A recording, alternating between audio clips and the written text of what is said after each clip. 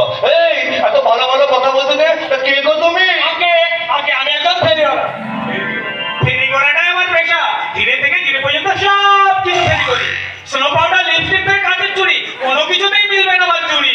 মাথার চিরুনি থেকে আয়না, এমন কিছু নেই যা আমার কাছে পাওয়া যায় না। এমন শানদার ফেরিওয়ালা না হলে কি এই সিংহবাড়ি থেকে সিংহবাড়ি বাবা, এটা আমাদের গীতায় শ্রীকৃষ্ণ বলেছেন, আচ্ছা তোমার কালটা অন্য কারো ছিল, আগামীকাল অন্য কারো হবে। এই পৃথিবীতে সবকিছু দুদিনের মায়া।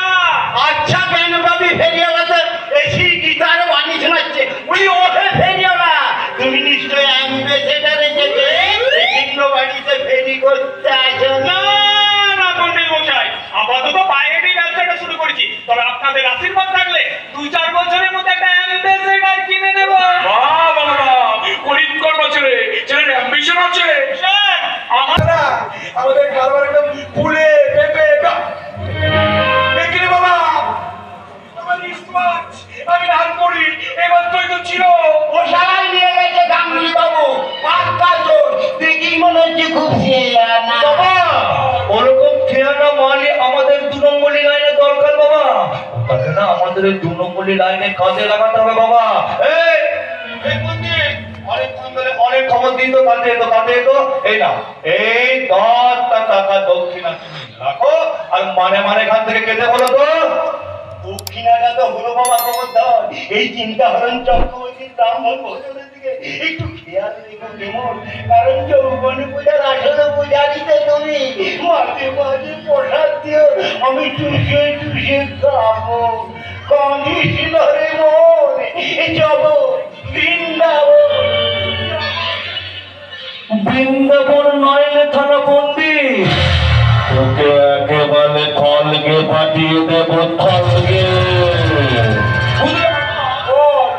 পন্ডিতটা খাওয়াতে না দিনের দিন বেড়েই চলেছে বাবা, ওর কিছু একটা ব্যবস্থা করতে হবে। ওর কথা বাদ দাও বাবা, বুঝলে?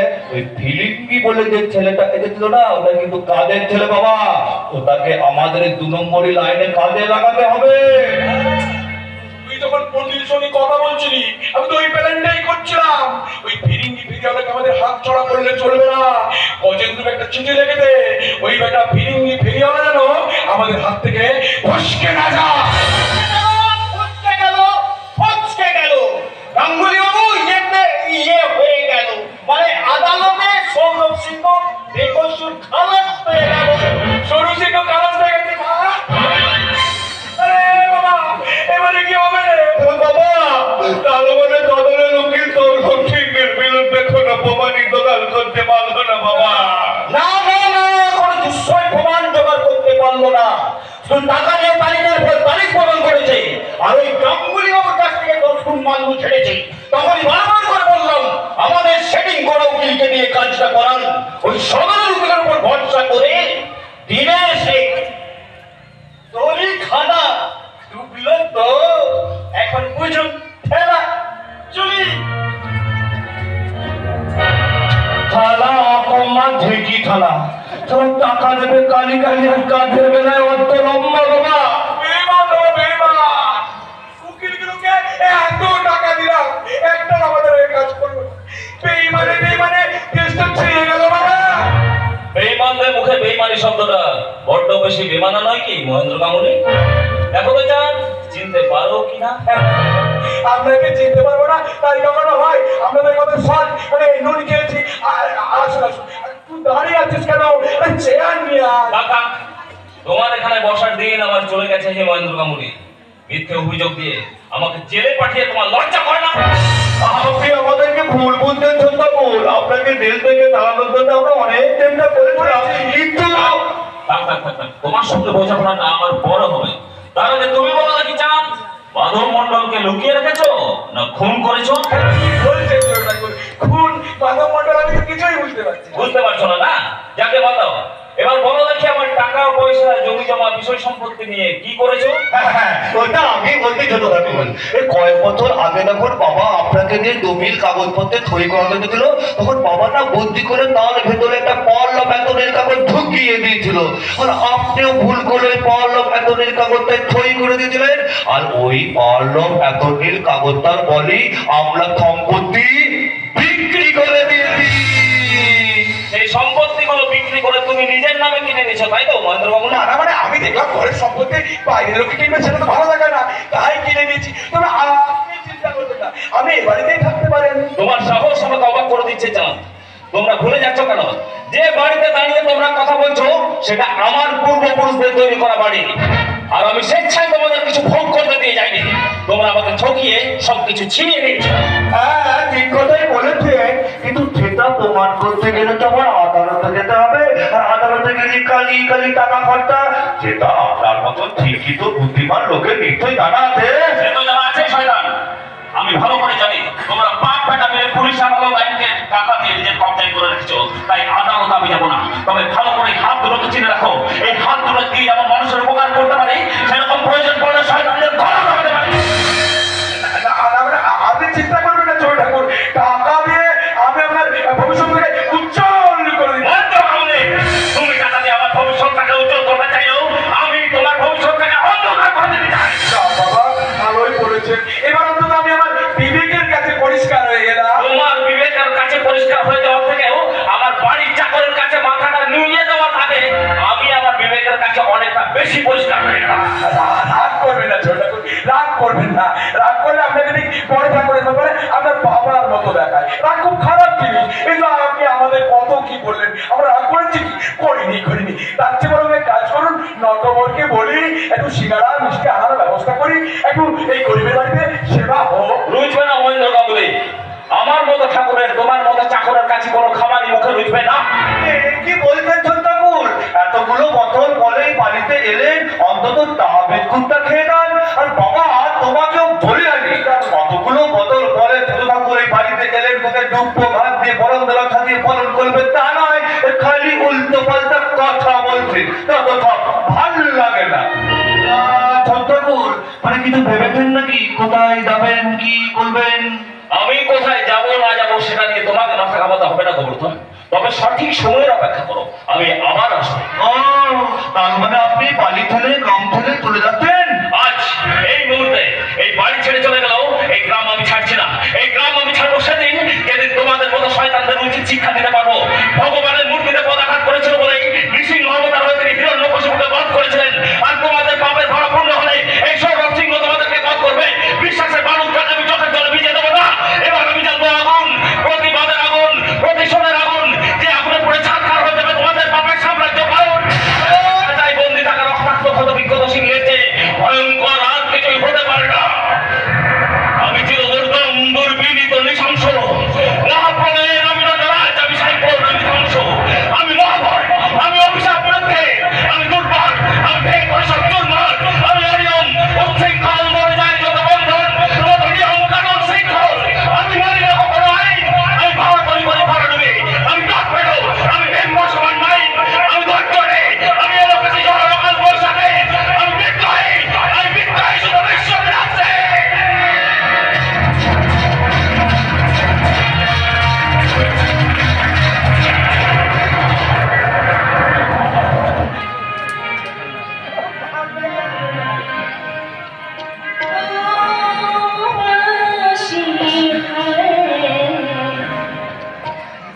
বাসি কেন আমারে কাদায় সে গেছে হারা স্মরণে কেন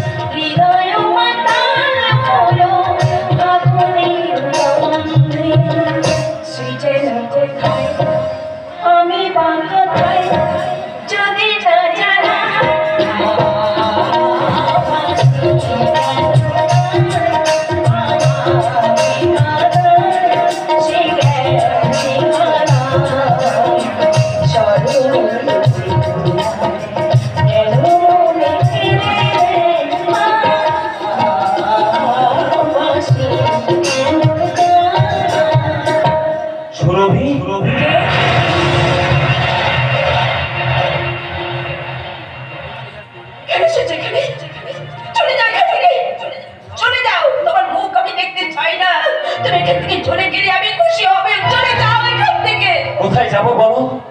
এই গ্রামে আমার জমি জমা বিষয় সম্পত্তি সব চলে গেছে, এমনকি বাড়িটাও আমার নেই। এই গ্রামে তুমি ছাড়া হাজার আমার আপন বলতে কে আছে বলো? কোথায় যাব? আমাদের মধ্যে কি সম্পর্ক আছে যে তুমি আমার কাছে এসেছো? চলে যাও এখান থেকে। সুরভি অতীতের সমস্ত কথা সবকিছু তুমি ভুলে গেছো বুঝি? হ্যাঁ, ভুলে গেছি। আমি ভুলে যেতে চাই, অতীতের কোনো কিছু মনে রাখতে চাই না। সুরভি আমি নির্দোষ, আমাকে একটু বোঝবার চেষ্টা করো, আমাকে বিশ্বাস করো। কাকে বিশ্বাস করো? কাকে বিশ্বাস করো? তোমাকে না সুনন্দাকে? যা তুমি সর্বনাশ করেছিলে, কুমারী অবস্থায় যাকে তুমি। সুরভি, এই কথাটা বলতে তোমার এতটুকু বিবেকে বাঁধলো না? তুমি এতদিন ধরে এটাও বুঝলে না যে ওটা মহেন্দ্র গাঙ্গুলির শয়তানের একটা ষড়যন্ত্র মাত্র? বিশ্বাস করো সুরভি, আমি নির্দোষ, আমাকে একটু বলবার চেষ্টা করো, আমাকে একটু বিশ্বাস করো। আরে সৌরভ রে, কখন এলে? কেমন আছো? দাদা, তার ওকে বলে দাও ও যেন এখানে আর না আসে, আর ওর সম্মান না থাকতে পারে। এটা আমি ডাক্তার হিসেবে তোমার আর শিক্ষিকা হিসাবে আমার একটা সম্মান আছে। চাপ বাবা, আসতে না আসতে এবার কি হয়ে গেল? দেখে ওসব বাদ দাও। কেমন আছো বলো? অনেকদিন পরে এসেছো, চলো ঘরের ভেতরে চলো। না ডাক্তার না, আমি বাইরের মানুষ, তাই বাইরেই চলে যাচ্ছি। না না, আমি তোমাকে এভাবে চলে যেতে দিতে পারি না, অন্তত আমার কথাটা তুমি শোনো। ডাক্তারদা, বিশ্বাস করুন, আজ 5 বছর পর যখন গ্রামে ফিরলাম, ভেবেছিলাম গোটা গ্রাম যখন আসল ঘটনাটা জানতে পারলো, সুরভিও নিশ্চয়ই আসল ঘটনাটা জানতে পারবে, কিন্তু আমি ভুলছিলাম ডাক্তারদা, আমি ভুলছিলাম। আমি চাই না আমার মতো একটা চরিত্রহীন লম্পট জানোয়ারের জন্য এই গ্রামে আপনাদের অসম্মান হোক। আমি চললাম ডাক্তারদা, আমি চললাম। এই কথা বলো না সৌরভ, আমি সব বুঝি।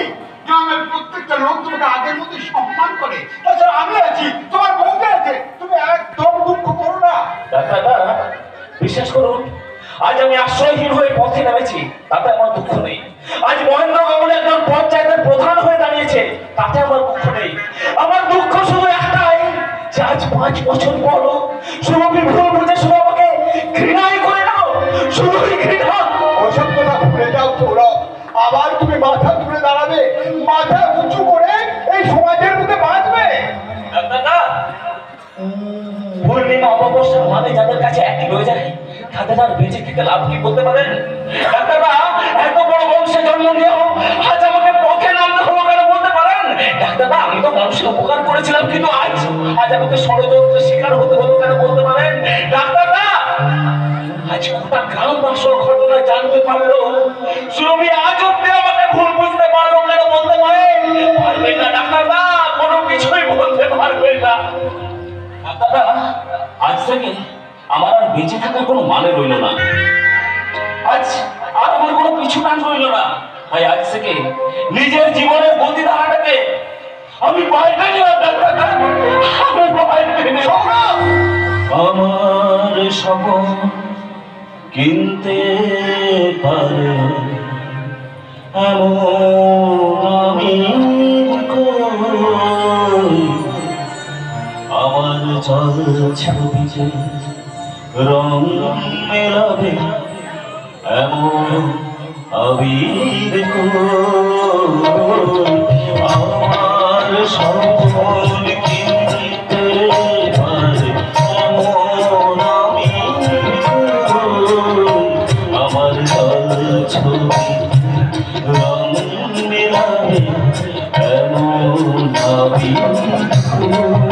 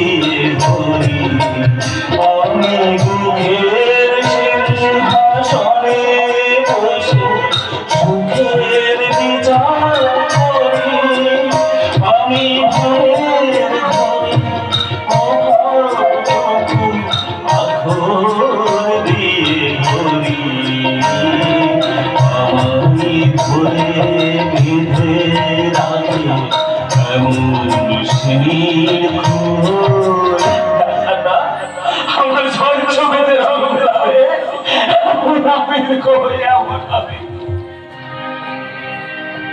আমার স্বপন কিনতে পারে এমন আমি কই। আমার ছবি রং মেলাবে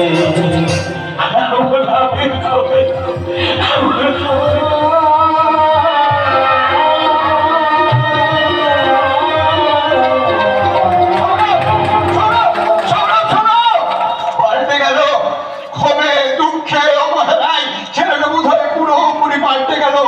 প্রতিদিন প্রতি মুহূর্তে মানুষের সম্পর্কে ছবিগুলো কেমন যেন পাল্টে যাচ্ছে। সৌরভ সুরভির জীবনে আজ থেকে 5 বছর আগে বয়ে যায় কাল বৈশাখী ঝড় ওদের দুজনের জীবনটাকে তছনছ করে দিল। সুরভির হৃদয় আর যুদ্ধ সীমান্তের প্রহরীর মতো ক্ষত বিক্ষত, যার চিরেও এখনো সৌরভকে ভুল বুঝে বসে আছে। সৌরভ এক রাত হতাশা অবহেলাকে কোথায় যে চলে গেল তা কেউ জানলো না। সৌরভ সুরভি এরা যে যার ইগো নিয়ে বাঁচতে চাইছে, কিন্তু আমার যা আমার কথাটা তো কেউ একবারও ভাবছে না। আমি জীবনে কি পেলাম কি হারালাম তার হিসাব চাও তো আমার নিল না। না না, আমাকে হাল ছেড়ে দিলে চলবে না। ওই সাবিত্রীকে সঙ্গে নিয়ে ওদেরকে আবার জীবনে মনুষ্যতা আমাকে ফেরাতেই হবে। ওদেরকে আবার মিলন করাতে হবে। ওদেরকে উপহার দিতে হবে এক নতুন সুরতে এলো, এক নতুন আশা এলো, এক নতুন ভালোবাসা এলো। ভালোবাসার মানুষদের জীবন যুদ্ধে আমাকে জিততেই হবে, জিততেই হবে, জিততেই হবে। জিতবো। ওই ঢোলক ঠিঙ্গে খাতের লড়াইয়ে আমাকে জিততেই হবে। আমার বাবা কি মহেন্দ্র গাঙ্গুলি খেয়েছে ঢোলক ঠিঙ্গের সম্পত্তি, আর আমি খাবো ধুন্দুলি বাগদত্তার থুলুবিকে। ওই থুলুবি হবে আমার কীর্তির তাল। কলঙ্কিনী রাধারানী যমুনাতে যায়, আয়ান ক্রীড়া খুঁজে মরে মতো রানী কৃষ্ণ লীলা, কৃষ্ণ লীলা। পণ্ডিত অনেক কীর্তনীলা করে তো তো বাদ দাও। এখন ওই ঢোলক ঠিঙ্গের কি খবর এটা তো সেটা একটু বলো তো ভালো করে তুমি। আর বলতে হবে না বাবা, ওই সৌরভ সিংহ এখন সিংহপুরের 1 নম্বরের মাতাল হয়েছে। 3 লক্ষ বাংলা মালকে ওই বাউরি পাড়ায় মাতন বাউরির বাড়িতে পড়ে থাকছে। আর 3-4 মাস আগে যখন জেল থেকে ছাড়া পেয়ে সুরভির কাছকে গেল, সুরভি তো দূর করে দাঁড়িয়ে দিলে। সেই থেকেই সৌরভ সিংহ একেবারে মদে ডুবে আছে। এবারে কয়েকটা কথা নয়, ডাক্তার থেনের বাড়িতে গিয়ে বলে আসতে হবে। এর কি বলতে হবে সেটা তোমার কানে কানে বলবো, নাহলে আবার সবাই শুনে ফেলবে। কাতে তো পণ্ডিত, কাতে তো ভালো করে শুনো কি বলতে হবে। ভালো